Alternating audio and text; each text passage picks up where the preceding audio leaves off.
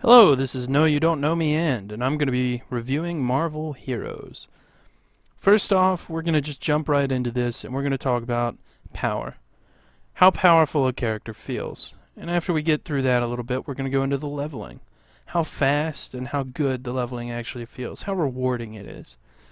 Next, we're going to hit up synergies.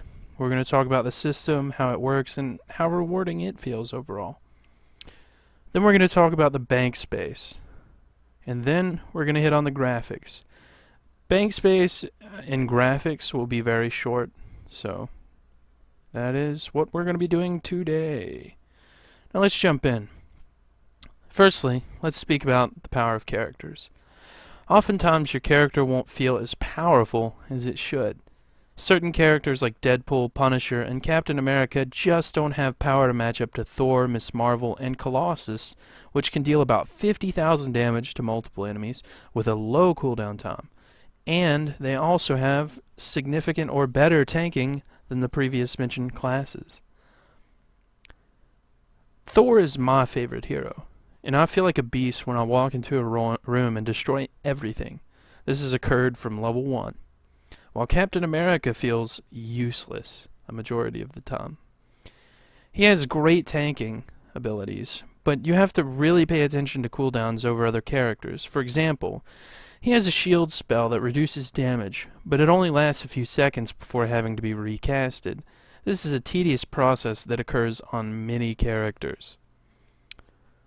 Leveling characters on games is something I believe shouldn't be a chore. Marvel Heroes is definitely a chore. Once you're about 40 in the game, seems almost not rewarding unless you do legendary quests, which you can't do with your friends.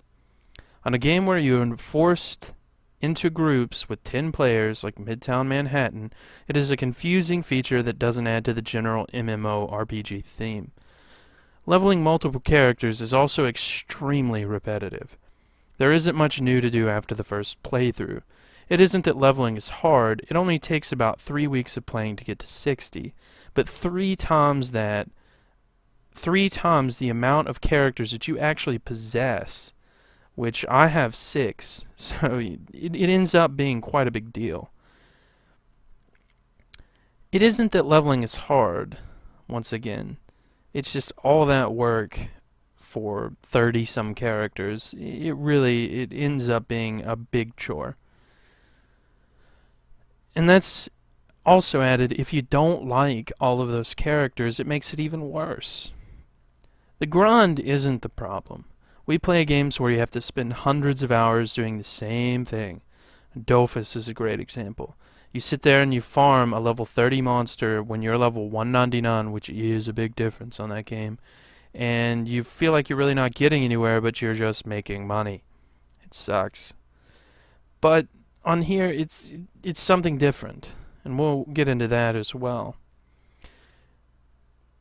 Once you get the heroes you like leveled, the game feels even less rewarding when you level a character for the 2% power boost from synergies. Now that we've touched on that, we're going to go into synergies. Synergies reward you for leveling multiple characters, and that's an interesting idea, but certainly it isn't as good as it should be. Let me show you, for example, right here. Okay, it takes a lot of experience for me to level up on Thor, and it takes maybe 6 legendary quests, and that's not so much fun. But let's go into the synergies option. Now look at all these characters we would have to level. And you can only choose 10 synergies, so that's also not very useful. And don't get me wrong, they do help. These little options do help significantly in the long run. But it just doesn't feel worth it to level a character for 50 for, let's see what Thor gives, 2% lightning on melee hit. It just doesn't feel rewarding. And same thing with Thing. What did we get for leveling to 30? 2% attack, target damage, and we would only had to go to 25. And characters that I really can't stand playing, like Captain America, 2% deflect projectile chance. I'm really going to have that active over some of these other bonuses anyway. And I also know multiple people, and this isn't just me saying this. This is a group of thought out, and we've decided that these are problems. You know, I'm only 50, as you see. I've never leveled a character to 60, as I got bored. Now, we're gonna move on a little bit. We're gonna delve into the resources required for this game. It certainly isn't supposed to be a resource-intensive game, but for some fun reasons, you won't be running it if you are significantly over the minimum requirement. We have done multiple tests on computers at and above the minimum requirement, and one that was about 5 times the requirement still had bad issues. This is a big problem for us, as I enjoy playing with friends that do not spend $2,000 on a computer as I did. I'm a career programmer. It's expected. A computer was necessary for me.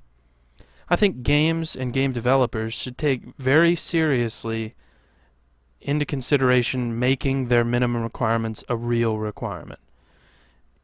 Most of the time they're estimations, and I'd say a majority of the time they're pretty close, but in this case they're way off. I have lag issues with my GTX 760. As a matter of fact, let me show you one now. This is a lag issue that can occur more than just when switching characters. I've had it occur in multiple areas. I do have lag spikes on this game, but I run this game at 60 FPS, I'd say 90% of the time, in heavy combat, anything going on, spells casted, 60 FPS. And now watch what happens when I change characters.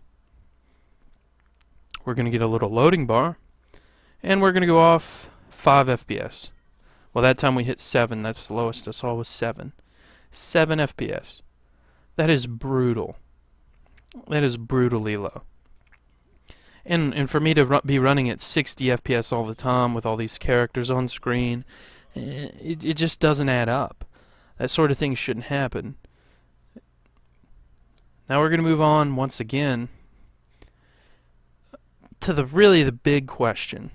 Would I play Marvel Heroes again? The answer is absolutely yes. I would play Marvel Heroes again. This is a great game with many ideas to be praised. The overall feel of this game is a good one. And I often find myself waiting for the new content just to log in and check it out. Now there are situations where I wouldn't play this game. And the situations that I wouldn't play involved slower internet connections for the big client download. If I had a 30 kilobyte a second download speed, I would not waste my time with Marvel Heroes. I'd download more than likely Neverwinter or something along those lines. It's 5 gigabytes, tons of hours of gameplay, and it's fairly fun. Marvel Heroes is fun, but it definitely, if you have a slow internet connection, not worth the download. That's my opinion, clearly, but another reason I wouldn't download this game I wouldn't play this game or even try if I were meeting the minimum specs. Me and my buddy have tried on multiple computers to make this game work properly. I've tried messing with the settings. We've tried talking with others on the forums.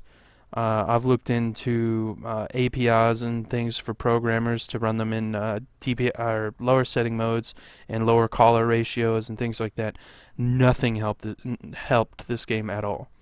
I even forced this game to run in a extremely low resolution with 16-bit callers on Windows XP, and I had absolutely no luck. It still ran horridly, and I had the same amount of lag as if I were running in high detail, which that to me made no sense whatsoever. So would I play this game if I had a bad computer or even a moderate computer? No, I would not.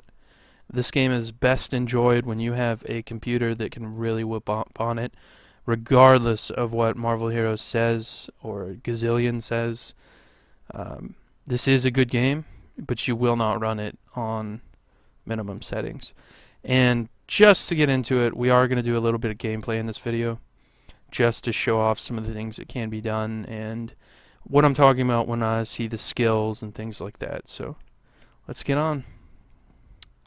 We're going to go ahead and go with Thor. We're going to go to Midtown first off. This is where most people spend a lot of time, and they also do legendary quests. I will not do a legendary quest right now. I'm not, they're kind of boring to me anyway. You just kind of do little tiny tasks, And they're interesting because they get you to do content that you haven't done before. Like, I never killed Venom because I never cared, and then I went and killed Venom. And things like that to me don't matter so much. They're just kind of boring. And if you look, I actually had an FPS drop down to yellow, which was 40. And recording, I should never drop at all. I mean, I've ran 60 FPS recording, and I'm still having slight hiccups with this game, which to me is ridiculous. And I know my GPU load's not that high either, and it's really not a very CPU intensive game, but it's in my opinion that they should start doing something about that and splitting the resources. It does use Unreal Engine, which I know a lot of people have had issues with Unreal Engine. But overall, we're just going to do, and you'll also see how it can be very frustrating to get to boss fights too. And the only setting I don't have turned up right now is the, shoot, if I could put my finger on it, the camera shaking. I can't stand it when my camera shakes. But it does add a little bit. I will say it is an interesting feature.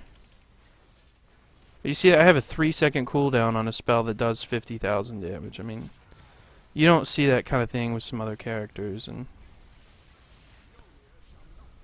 my tanking ability, I mean, I'm not doing anything. I'm just clicking. That's all I'm doing, clicking. But it is a very good game. It's very colorful, very pretty game, especially if you can hold it in full quality. And the graphics are very nice. And you will have trouble with lag. A lot of people do. Even people with higher-end video cards were having issues. But it is a good game, and I do recommend giving it a shot if you can run it. But make sure you know you can run it before you waste your time downloading it. But anyway, I'm happy to be able to show you these types of things. I'll be reviewing a few other games in the future. We're going to go do one more boss, I guess. Well, the first boss. But sometimes you can make it all the way up here and the boss will be dead. And look at that, I'm having red FPS drops. I know I'm recording and everything, but that's ridiculous. I can run Assassin's Creed on full quality, but I can't run this game on full. I mean, come on. Get out of here. Let's see if he kills me in one shot or not. I don't even think he hit me. See, I just did 44,000 damage with Thor.